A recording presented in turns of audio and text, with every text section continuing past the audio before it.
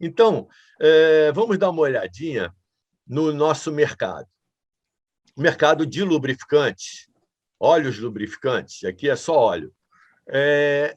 2020 foi um ano realmente para se lembrar ou para se esquecer, na verdade. Em abril, nós tivemos uma queda de 44,5% aqui do mercado, mas esse mercado mostrou uma pujança muito grande, mostrou uma força muito grande, porque ele recuperou, fez a famosa recuperação em V, que nós vemos aqui, e depois se manteve lá em cima, chegando ao final do ano, com a queda tradicional que o mercado dá aqui em novembro, dezembro, e ele apenas com uma queda de 1%, o que foi realmente uma grande coisa para um mercado enfrentando a pandemia como foi, né? Vamos comparar esse mercado. Se a gente compara esse mercado, o que está acontecendo agora em 2021, e é importante a gente ver isso, nesses primeiros 8 meses de mercado, 2021 teve um recorde aqui em março, tá? Onde o recorde de vendas mensais, e depois deu uma queda, mas manteve sempre na média acima até de 2020. Aí vocês vão dizer, bom, tudo bem, mas 2020 teve um ano ruim. Vamos comparar, então, com 2019, para a gente ver como está esse mercado esse ano. E vocês podem ver que, comparando com 2019, ele ainda está lá em cima, mantendo a média mais alta. Então, a gente espera que, realmente, esse ano nós tenhamos aí um crescimento bastante significativo. O mercado está mostrando muita força de recuperação. Tá? Mas lembrando sempre, gente, que nós estamos falando aqui, não está incluído o número de graxas, aqui somente óleos. Tá?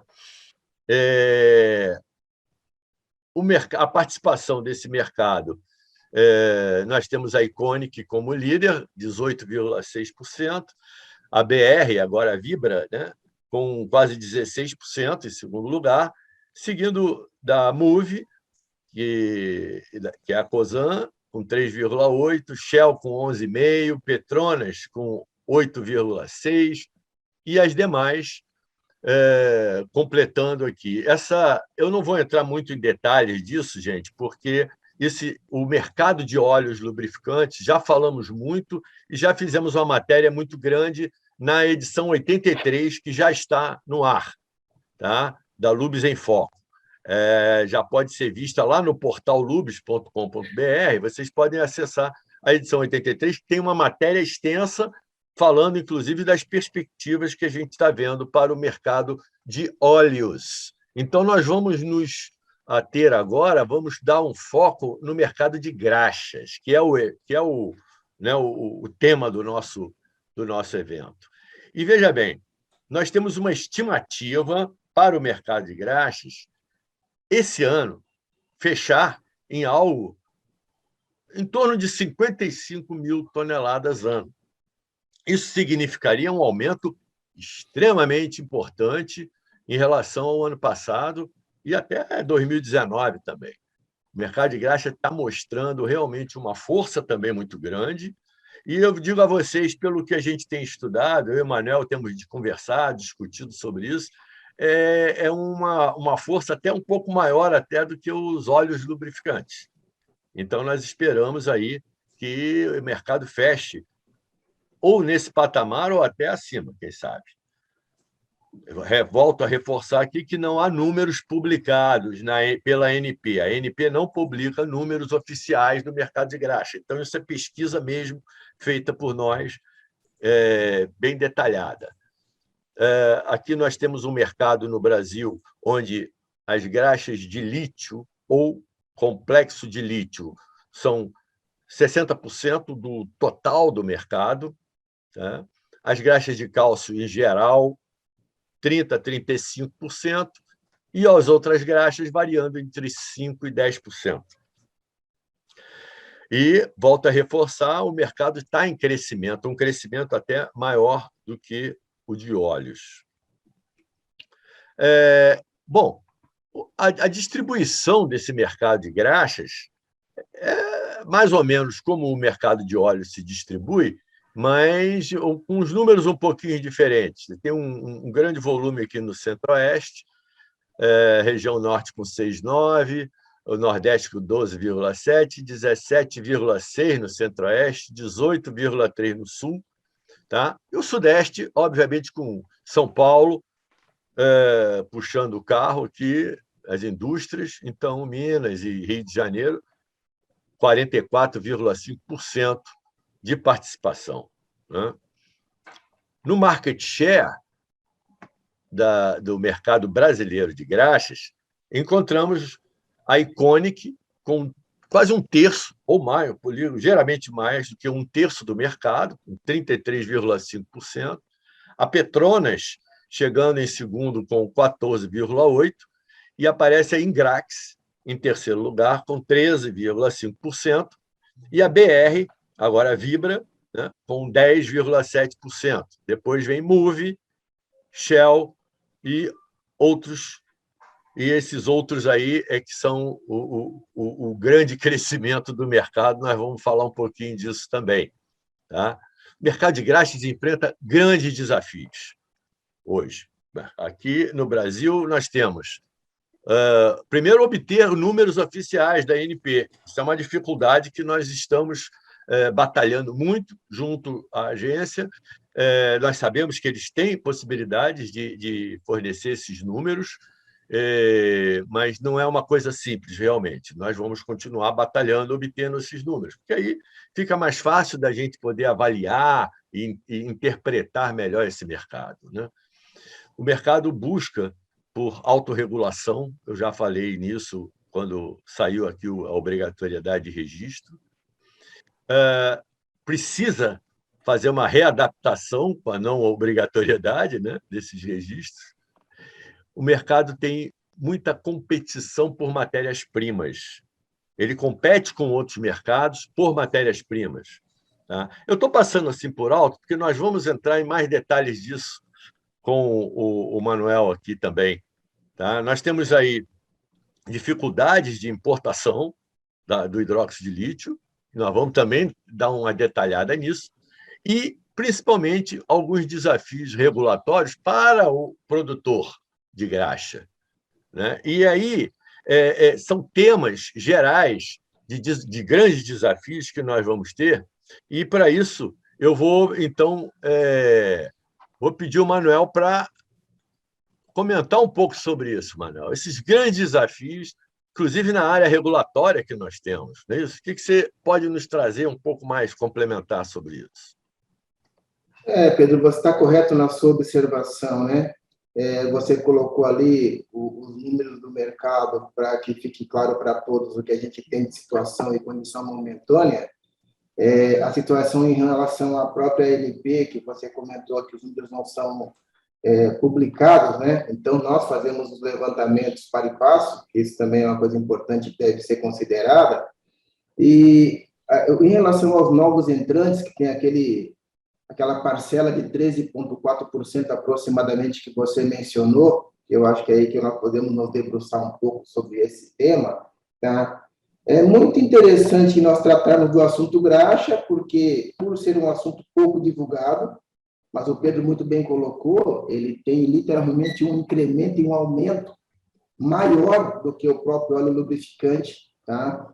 E, obviamente, a questão de competição por matéria-prima é relevante e interessante, mas nós temos que olhar o mercado com relação a óleos mais críticos, mais alertas e atentos, não só ao mercado interno, quanto ao mercado externo também, tá? E nesse primeiro encontro que estamos dando de graxas lubrificantes, nós vamos conversar, serpenteando pelas questões e resoluções da ANP, a própria autorregulamentação, que o Pedro colocou, né, dando uma pincelada, rotulagem de graxas lubrificantes e a cadeia de suprimentos. Tá? É interessante que a gente trabalhe em cima das alternativas, obviamente, tá? para que possamos entender mais ou menos como é que funcionou, ou como é que funciona o mercado de lubrificantes, no caso de graxas lubrificantes, na questão de arcabouço legal, que é o tema principal que eu me proponho a tratar e conversarmos hoje aqui, nesse primeiro encontro de graxas lubrificantes. Com relação à evolução de resoluções, junto à ANP, tá?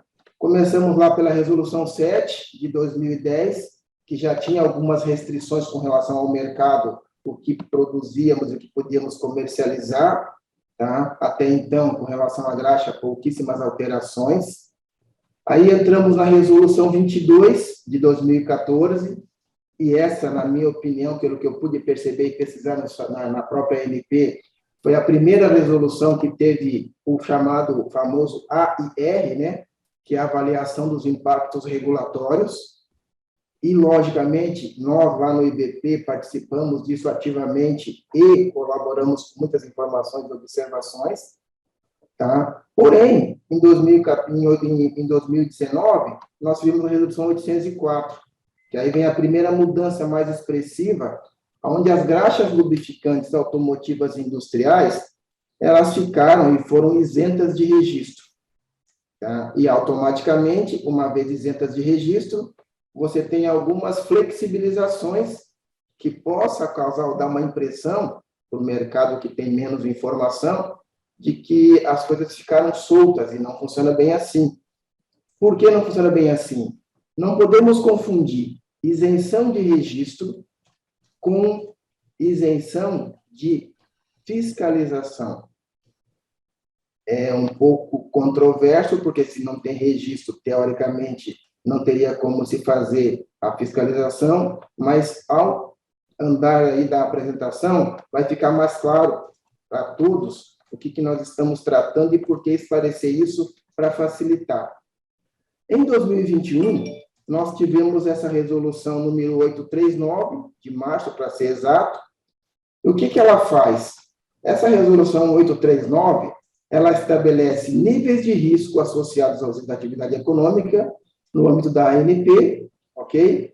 E ela dá providências, e aí, nesse caso, dá providências, que começa a parte que eu considero mais importante e relevante, e é bom esclarecermos isso tanto hoje quanto em outras situações e momentos, de que não é tão simples quanto parece você empreender no mercado de produção de graxas lubrificantes, sem que você conheça os detalhes técnicos de processo produtivo, cadeia de suprimento e arcabouço legal. A Resolução 839, entre outros tópicos e detalhes, ela tem uma avaliação e ela traz no seu artigo 3º uma gradação de risco quanto à atividade, ok? Que tem risco econômico, logicamente, e a famosa, ou famoso, irreparabilidade. Tu tem o nível 1, que é o caso de risco leve, relevante ou inexistente, tem o risco 2, para os casos de risco moderado, ou o nível 3, para os casos de risco alto. Esse risco 3, você procura no artigo 8º, parágrafo 16º, você vai encontrar o quê? O registro de graxas e óleos lubrificantes, do que trata a resolução ANP número 804 de 2019. Quer dizer o seguinte, por mais que você considere a graxa isenta de registro, as graxas automotivas e industriais, essa resolução 839 de 2021, março para ser exato, ela puxa para dentro da ANP, mais do que já estava só com 804, todo produtor / importador que queira se habilitar a fazer a comercialização de graxas lubrificantes. Não esqueçam que essa resolução ela é bastante recente, março 21. Por isso que é interessante ficarmos sempre ligados com relação a essas informações, para que possamos, uma vez cientes da situação, analisar. Quando se fala de risco econômico e irreparabilidade, tem uma questão de todo fabricante, produtor ou importador que coloca no mercado um lubrificante, ele tem inteira e total responsabilidade sobre o que ele está produzindo / comercializando. E aí vem essa resolução ANP número 839 para subsidiar o mercado consumidor final, que é para isso que a ANP está, para proteger o consumidor, entre outras ações, E nós, da cadeia de produção, tá, temos a obrigação de nos ampararmos tanto na parte do arcabouço legal e, logicamente, aparelhar nossa estrutura técnica e comercial para que o que nós possamos fazer de comercialização não nos traga nenhum tipo de dificuldade. Obviamente, quando você fala de um mercado que está, a princípio, isento de registro, tá, mas não de fiscalização, vem a questão da autorregulamentação. Tem um trabalho feito, como eu falei, na comissão técnica do IBP, certo? E na subcomissão de graxas, a qual eu sou o coordenador, e nós conversamos e tratamos sobre vários pontos e alguns aspectos que a gente considera relevante, que nós precisamos estruturar o mercado. As empresas que já estão estruturadas não há problema, mas para os novos entrantes, os que chegam por último e já estão na resolução 804, para que não fique uma situação solta de que qualquer produto que eu colocar no mercado vai ter chance de ser comercializado e não ter nenhum tipo de sanção ou pena pecuniária, vulgo multa, na hora que eu fizer uma situação qualquer que esteja fora de contexto ou com alguma não conformidade. O que foi feito em relação a isso? Fizemos várias conjecturas do que poderia ser feito e, obviamente, para criar um programa de autorregulamentação, nós temos que pensar na parte de qualidade do produto. Logicamente, nós temos um programa de qualidade por óleo lubrificante, automotivo principalmente. Não temos para graxa, mas se pensou em relação ao laboratório de referência, que seria uma das alternativas. Isso ainda é cogitado como uma boa possibilidade. Pensamos e avaliamos a questão de instituir algum tipo de selo de caráter compulsório, que desse uma qualidade assegurada para quem aderisse a essa alternativa, tá? Nós pensamos no monitoramento do produto no mercado, que pode ser feito em parceria com a Agência Nacional do Petróleo, Gás e Biocombustíveis, ou feito pelos próprios participantes do mercado, os players, né? Via institucional, que pode ser sindicato, ou seja, empresas associadas e não associadas, mas é um trabalho a se construir. Daí o bom desse momento agora do primeiro encontro, que é nós tratarmos a respeito do assunto, dar publicidade ao tema e trazer mais, vamos dizer assim, partícipes, né, para poder analisar e amadurecer as alternativas.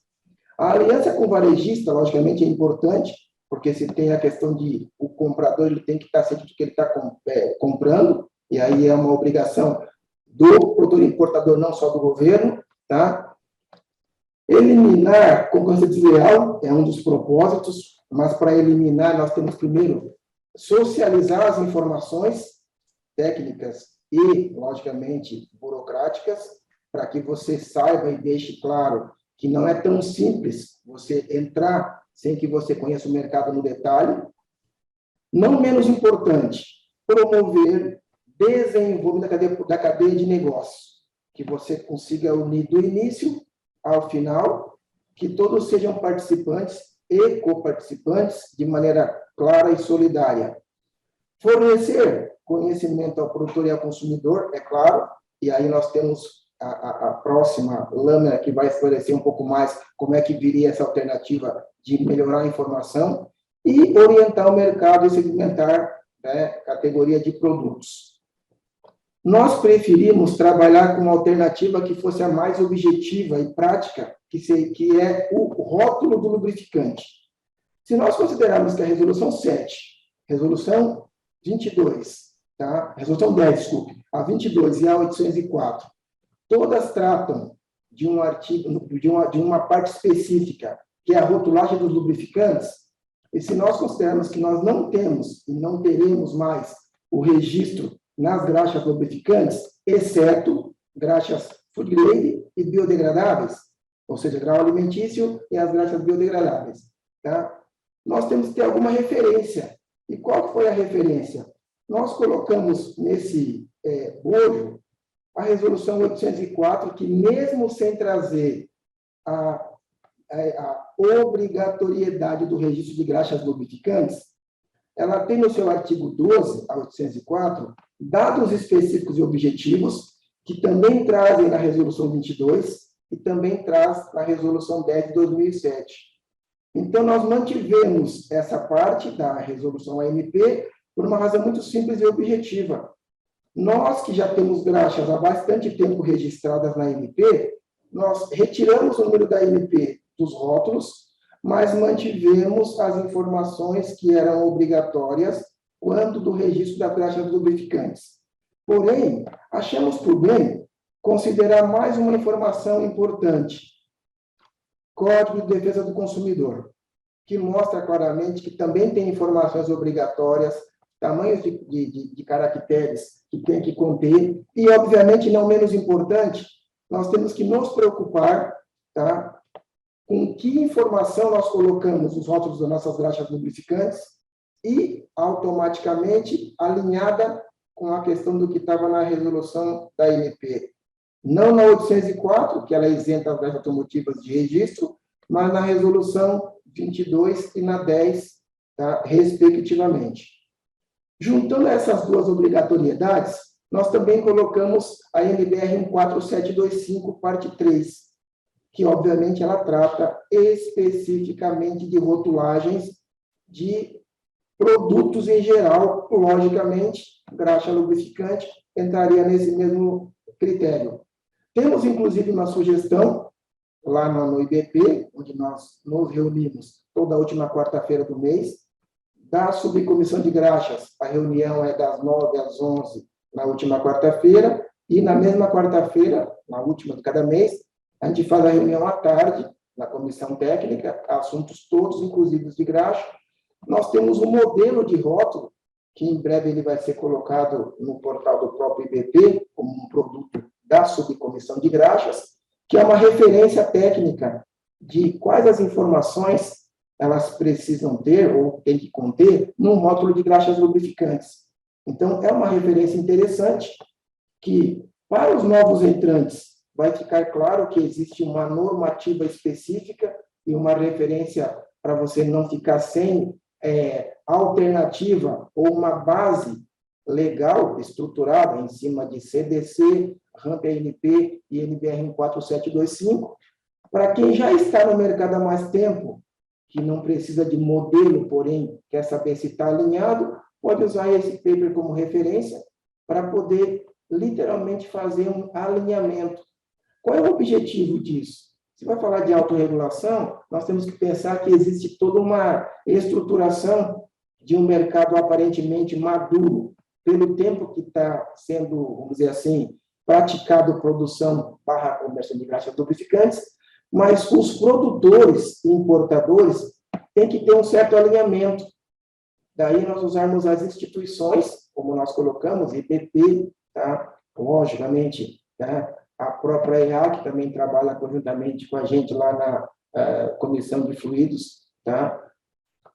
Tudo isso tem um firme propósito: passar primeiro para os produtores e importadores uma linha mestra de trabalho de referência e, na sequência, externalizar isso para o mercado consumidor, não menos importante. Tá? Como o mercado de graxa é um mercado, eu diria, atípico, né? Conversamos isso em outros eventos em relação à graxa, ela sair do empirismo, né, para o tecnicismo, tá? Nós temos mais objetivos que não apenas a parte de rotulagem. Nós entramos na parte de cadeia de fornecedores em função de inúmeras dificuldades, como o Pedro fez aí, o Armap já comentou, das dificuldades que nós temos, e uma delas é uma concorrência que nós temos com o mercado de outros segmentos que não os de graxa, mas que estão intrinsecamente ligados. E aí entra uma questão importante. Quando se fala de graxas, você tem graxas tipo sabão e graxas não sabão. No caso da graxa tipo sabão, nós temos o quê? Os ácidos graxos, que logicamente eles vão depender predominantemente de oleaginosas.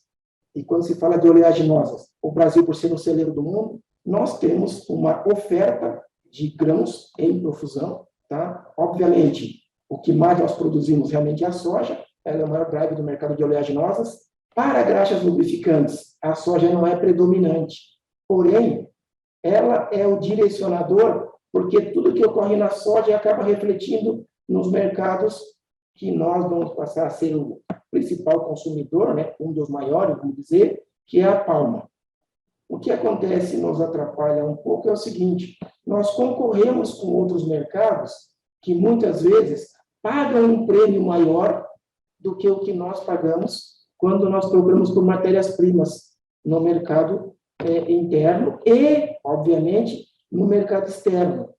E aqui eu quero dar o crédito para o pessoal da Aboíça, na pessoa do Felipe, que nos auxilia sempre na subcomissão de graxas, e esses dados com relação a oleaginosas, foi a partir dele que a gente conseguiu as informações. Ele é um parceiro forte nosso lá na subcomissão, na parte de oleaginosas, e, obviamente, em cima disso, nós fizemos uma analogia e uma comparação entre oferta de matérias-primas, no caso os ácidos graxos, e, obviamente, o que nós temos de demanda e concorremos com outros segmentos. Essas figuras abaixo do texto, ela dá mais ou menos uma impressão clara de com quem nós concorremos. Como eu falei há pouco, concorremos com um segmento que paga um prêmio maior que o nosso, e realmente paga, e nós temos uma dificuldade extrema em relação a essa transversalidade de situação, onde nós temos que concorrer com o mercado de fertilizantes, nós temos que concorrer com o mercado de ração animal. O Brasil é líder em proteína animal e fornece isso para o mundo. A cada vez que a gente bate recorde na criação, abate e exportação de carnes, por exemplo, proteína animal, nós temos uma demanda maior, tá, por esses ácidos graxos, porque eles incrementam a ração animal. E esse incremento acaba literalmente fazendo falta ou aumentando, ou seja, onerando o preço proporcional do que nós temos de disponibilidade versus preço praticado no mercado interno. E isso, logicamente, compromete bastante para a gente. No caso da palma, tá, o Brasil, lógico, não é autossuficiente, tá? A Índia é o maior produtor, como está colocado aqui, e aí nós temos uma situação que nós temos que considerar e levar isso a cabo sempre. Qualquer produtor de graxas lubrificantes, ele não pode mais se permitir, para usar o termo mais apropriado, de trabalhar olhando só o mercado interno. E, obviamente, as empresas têm perfis diferentes e estrutura na questão de staff também diferenciada. Nós, que somos da área técnica, os químicos responsáveis ou os corpos técnicos das empresas, tem de começar a olhar o processo produtivo, cadeia de suprimentos e mercado de disponibilização de matéria-prima com um pouco mais de detalhamento, olhando o mercado interno e olhando o mercado externo. Porque nós temos dificuldades com relação à disponibilidade do produto, preço praticado em extrema elevação, e um detalhe, mesmo que você consiga lá fora, nós estamos tendo inúmeras dificuldades, que pode até ser por questões pandêmicas, que hoje nós temos aí menos navios circulando pelo mundo, e isso seguramente compromete. Navios circulando pelo mundo em menor quantidade suscita você ter menos isocontainer para poder estufar e transportar as matérias-primas, nós demandamos. Não menos importante, se você tem menos navio e tem menos contentores, a tendência natural foi o seguinte: os fretes, eles multiplicaram por 5, por 6. E como nós temos menos rotas de navios, o que aconteceu? O que está acontecendo na realidade? Nós temos extrema dificuldade e começou a ter um leilão, literalmente, em relação a essa questão de transporte. Você tem lá um navio saindo do porto X, destino Y, que é no Brasil, qualquer um dos portos da nossa costa, e qual é a maior dificuldade? Tu está com o navio com a container estufado para vir a tua mercadoria, literalmente não consegue colocar o teu container no navio, porque os preços estão sendo colocados como se fosse um leilão. Quem paga mais coloca o seu produto no navio para vir para cá. Então, nós temos uma questão que vai onerar o produto acabado graxas, porque isso está impactando diretamente o preço do container transportado, da origem ao destino. E não tem como você não repassar isso para o preço final. Tá? Essas variações de preço, no caso da mamona, por exemplo, que obviamente, para algumas graxas, a palma é o principal matéria-prima, tá? A maioria das graxas, ou a graxa de lítio, ela tem como referência a mamona, que você tem o óleo número 1, a partir do esmagamento ou da extração do óleo da oleaginosa, e aí vem a hidrogenação, que você vai ter 2-deoxisteárico, metil-éster, e daí para frente. Esse aumento de 13% em 2 meses é um aumento no preço do produto, fora a questão do frete. Por isso eu comento que é bom a gente analisar que essa questão técnica de disponibilidade tem que ser sempre olhada para o mercado externo, para nós não nos afastarmos da questão de sintonia, mercado Brasil com o mercado lá fora. Tudo isso redunda, e não é pouco, na dificuldade que nós temos de manter o mercado alinhado, tá? Porque anteriormente nós tínhamos uma preocupação, era basicamente o óleo básico, que nós tínhamos que depender, certo? Porque uma boa parte também vem do mercado externo, e a parte de ácidos graxos não era o maior problema nosso. Não era. Agora passou a ser. Tá? Essa questão do óleo básico, aliado à questão dos ácidos graxos, com a questão de dificuldade de frete, ela está literalmente dando meio que um funil, ou seja, um afunilamento de opções ou alternativas. Logicamente que nós não estamos aqui para trazer só informações negativas. O Pedro foi muito positivo quando ele colocou ali o incremento, o que, lógico, nos deixa feliz com relação a isso, porque é um mercado que realmente está em franco crescimento. Quando nós falamos que o óleo automotivo, a tendência é reduzir, em função de carros híbridos e elétricos, etc., nós temos que considerar uma outra questão não menos importante. As graxas não tendem a diminuir na mesma proporção. Tá? Fato este que foi mostrado pelo Pedro há pouco, nós vamos ter um aumento expressivo na hora que nós anualizamos o número de graxas comercializadas. Tá? É um trabalho ferrenho com relação ao levantamento, nós estamos aí pleiteando junto à ANP que ela nos disponibilize essas graxas que são produzidas no mercado interno, porque elas são colocadas no SINC, que é no site da ANP, e como nós temos lá o painel dinâmico, é só inserir as graxas, que facilitaria até para que façamos um levantamento de mercado e temos uma ideia do quantitativo do que nós comercializamos, tá? E automaticamente que possamos fazer algum tipo de programação ou previsão.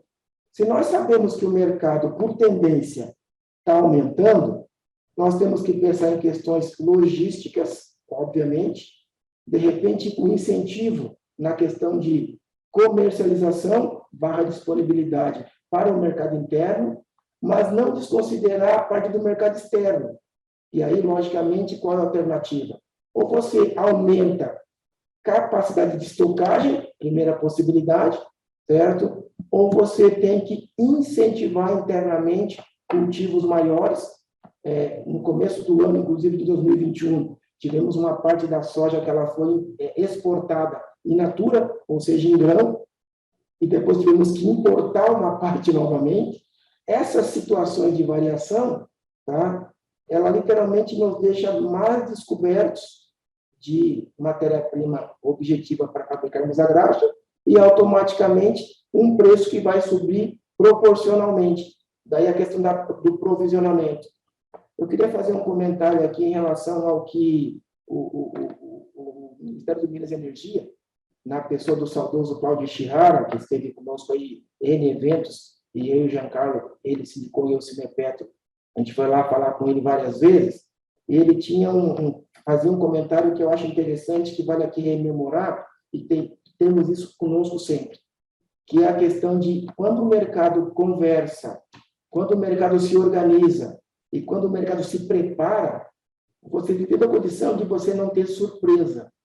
E para não ter surpresa, qual é a alternativa? Previsibilidade. Por isso que eu reitero que esse evento é importante, se Deus quiser, é o primeiro de uma série de muitos, porque nós vamos conseguir conversar com o mercado, trazer essas questões que eu coloquei inicialmente, na resolução 839, que ela literalmente traz para dentro da ANP as grades automotivas e industriais que, em tese, estão isentas de registro, mas não isentas de fiscalização. Nós estruturamos a questão de autorregulação, considerando a questão dos rótulos, mas nós queremos avançar muito mais em relação a isso. E, obviamente, não menos importante, nós temos alguns gargalos importantes.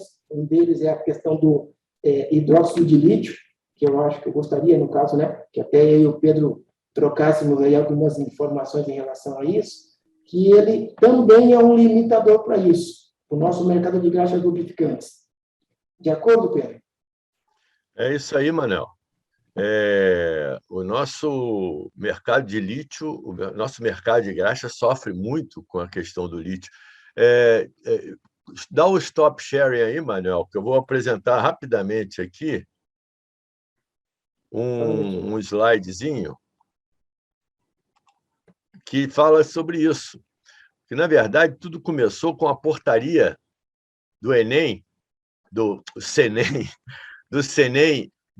a portaria 279/97, que limita a importação do hidróxido de lítio no máximo 300 quilos por ano. E vocês podem ver mais ou menos o consumo nacional, que a gente precisa de 420 mil quilos. Então, só pode ser importado 300 quilos. Agora, é interessante ver aqui a data, né? É uma portaria de 1997 que vem sendo atualizada e é do Conselho Nacional de Energia Nuclear, quer dizer, a preocupação do uso do lítio em energia nuclear. Já foi comprovado, nós já mostramos várias vezes a todo mundo que o lítio usado em energia nuclear, que é uma quantidade mínima para refrigeração, ajustar o pH da água de refrigeração, e ele é importado, inclusive, né? Então, não tem realmente a utilização do lítio nessa área não se justificaria por isso. Tá? Então, na verdade, o que ocorre é uma reserva de mercado, porque nós temos um único produtor nacional de lítio. Né? Existe um pleito das empresas produtoras de graxas para liberação do acesso ao mercado internacional. Tá?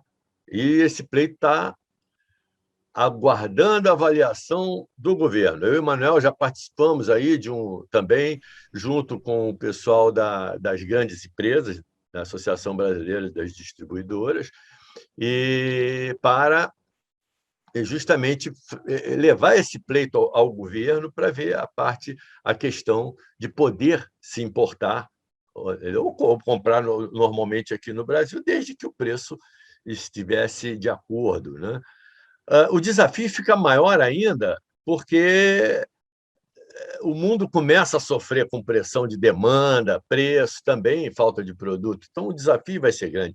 Eu não vou entrar muito nessa questão do lítio, porque,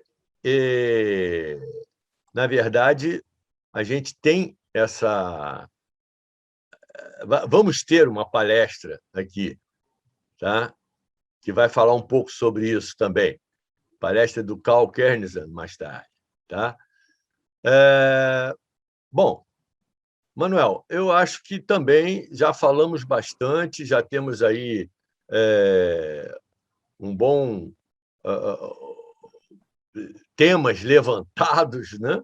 Inclusive questões difíceis de desafio, mas eu acho que o desafio realmente não é simples, não. Eu acho que eu ia lembrar aqui, parodiar um pouco Paul McCartney, quando ele dizia que é uma longa e sinuosa estrada, né? It's a long and winding road, que o segmento de graxas ainda tem que percorrer, mas que é alguma coisa que a informação, com informação de qualidade, nós vamos conseguir ajudar e levar lá. E eu acho que é isso que a gente tem aqui para trazer hoje para todo mundo aqui. Informação da melhor forma possível, de qualidade. E, Zamboni, tem algumas perguntas? Tem alguma... Já tudo isso que foi explanado levantou um monte de perguntas. Vamos lá.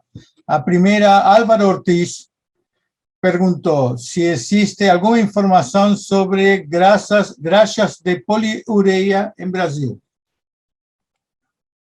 Manuel? informações numéricas eu não acredito que tenha, né, Manuel? A gente sabe que ela está lá dentro daqueles... O Pedro Zamboni, né, e até para responder aí, Ortiz, na verdade, o nosso pleito maior para que possamos ter os dados de graxas lubrificantes é porque quando foi feito o programa SIMP, né, que substituiu o antigo DCP... Explica o que é o programa SIMP, que tem muita gente do sim, exterior que não sabe o desculpe, que é. Perfeito. Nós temos uma plataforma no site da ANP. A ANP é a Agência Nacional de Petróleo, né? Tá, perfeito. Que nós colocamos todo mês tudo que é produzido e comercializado. E para facilitar o mercado, nós juntamos por famílias de produtos, ou seja, ciclo diesel para óleo, né? Ciclo diesel, ciclo Otto, transmissão e sistema hidráulico, engrenagem e sistema circulatório, óleo dois tempos e outros óleos acabados. No caso das graxas lubrificantes, o que foi feito? Juntamos em grandes grupos. Exemplo, graxas de cálcio, graxas de lítio e outros tipos de graxas. Essas famílias, no caso de graxa, tal qual a pergunta aí do nosso ilustre participante do evento, tá? Nós estamos com essa graxa adensada nos outros tipos de graxas. Se nós tivéssemos a abertura, e esperamos que tenhamos isso no futuro próximo, se Deus quiser, desses dados, vai ficar mais estratificado para facilitar a avaliação e, obviamente, sabemos qual é o tamanho desse mercado. Tá? Eu e o Pedro estamos em constante avaliação em relação a isso, né, Pedro? E a gente sempre olha como é que está o mercado, mas estamos ainda nos mesmos grupos que constam no sistema de produtos movimentados pela ANP, no caso, junto à ANP, Perfeito. Que é onde nós postamos lá as informações. Tá?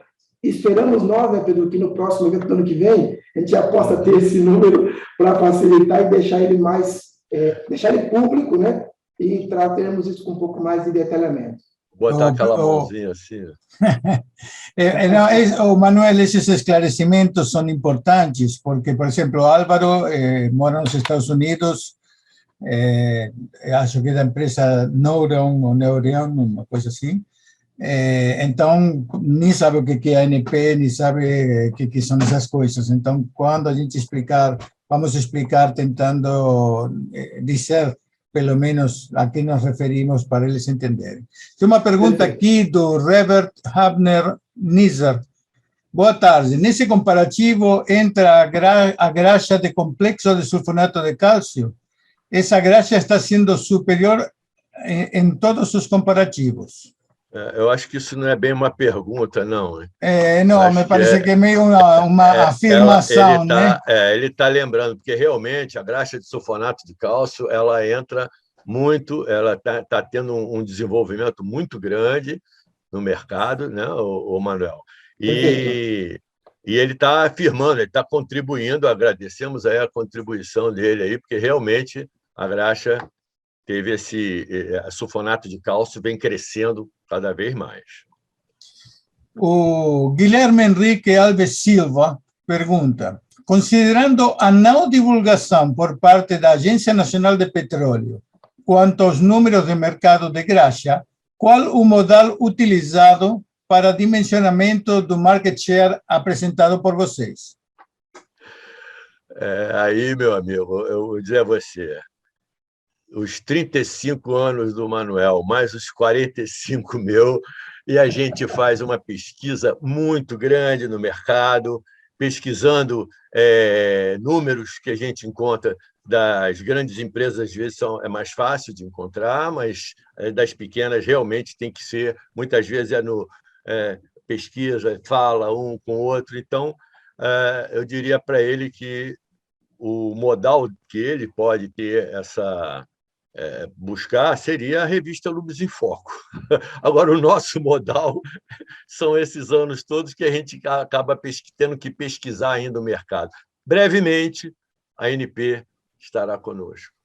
Antigamente nós diríamos que é muita sola de sapato gasta perguntando. Hoje em dia é muita reunião virtual e muito telefone, né, Manuel? É isso que eu queria complementar, Pedro e Zamboni. Na verdade, o fato que nós temos aí, somados, né, Pedro, próximo de 80 anos, né, somados aí você, a network nos permite que nós façamos contato com as empresas, ou com os químicos, ou com o seu departamento técnico, e nós vamos literalmente somando os números, né? E nós vamos validando isso para e passo, tá? Basicamente isso. Vamos nós. A Marcela Bovolon Ferranti pergunta: qual o percentual dos mercados de óleo e graxa dentro do mercado de lubrificantes brasileiro? Bom, isso é como a gente não tem números oficiais do mercado, a gente tem sempre estimativas. E como a gente estima um mercado de graxa na ordem dos 55 mil toneladas, e estimamos um mercado que esse ano pode chegar a bater aí os 1.400.000 metros cúbicos, por aí. Pode variar, tá? Mas nós diríamos que a percentagem vai estar em torno dos 4%, por exemplo, de graxa em relação ao mercado de óleo, tá? Então, só ela fazer as contas, pega aí uns 1.400, 1.400.000, soma, obviamente vai misturar metro cúbico com tonelada, mas é uma estimativa que a gente precisa ter.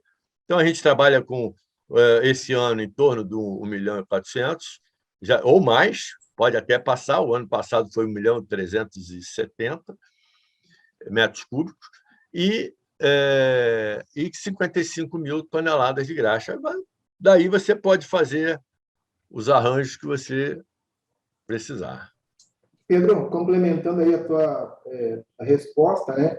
A tendência que nós temos, Zamboni, é que o mercado, na questão de proporção, que estava sempre na casa de 4%, coisa que eu valha, que ele está incrementando. Então, a proporção de graxa em relação ao óleo, ela tende a subir.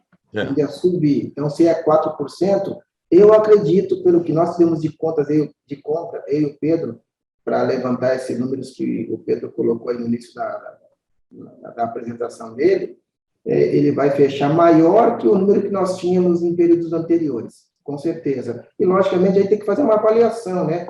Porque também você percebe que o prêmio pago na graxa, ele difere para cima, comparado com o prêmio pago no óleo, na hora da comercialização. Então, tem uma questão estratégica para o produtor, uma boa oportunidade e uma questão econômica, não menos importante. É claro.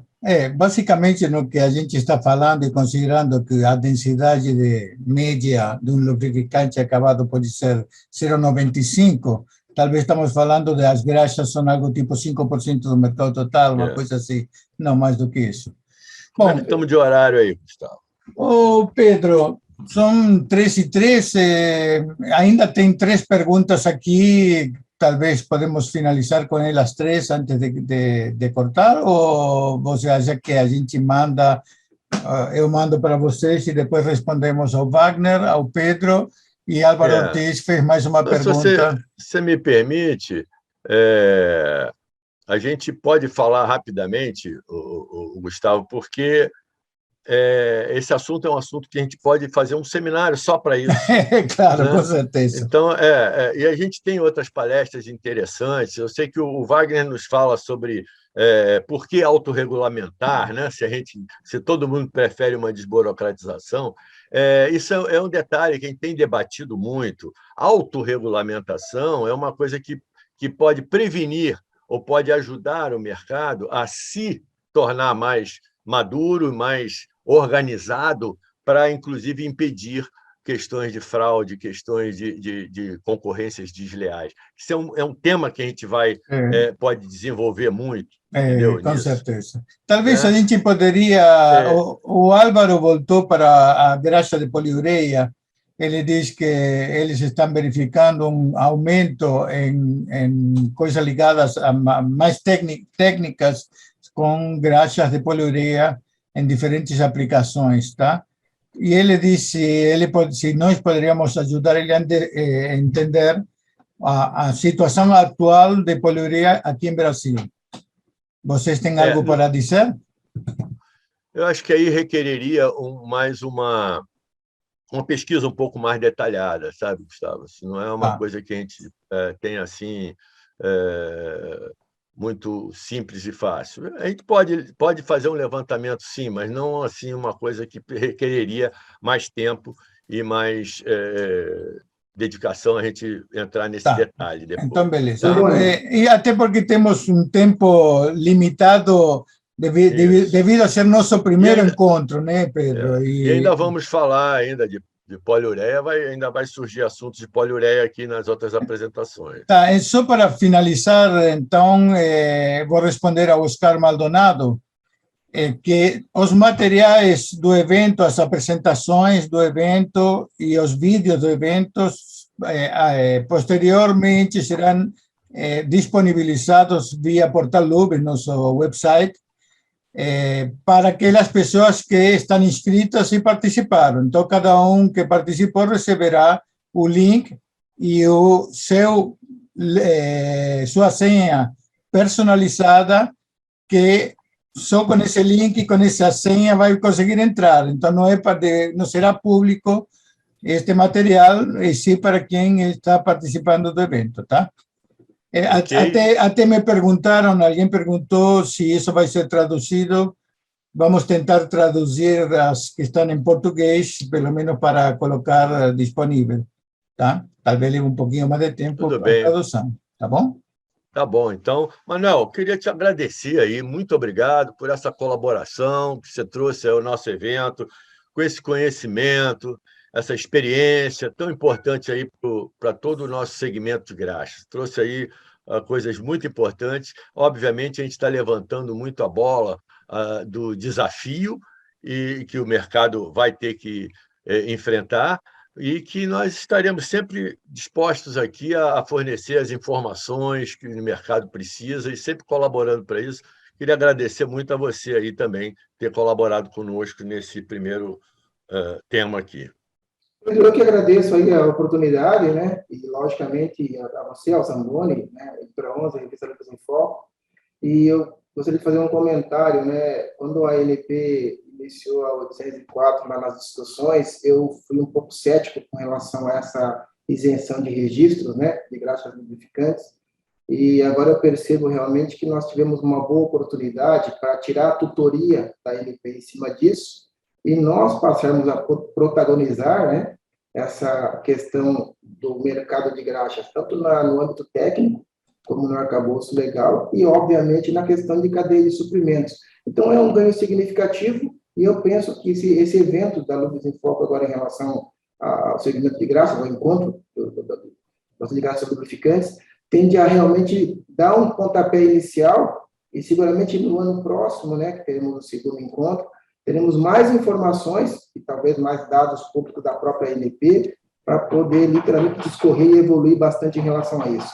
Muito obrigado a todos. Graças a Deus, aí tivemos um tempo interessante. Eu acho que, daí para frente, pelo que eu vi do nível de próximos palestristas, é manter um nível interessante e que todo mundo possa aproveitar bastante.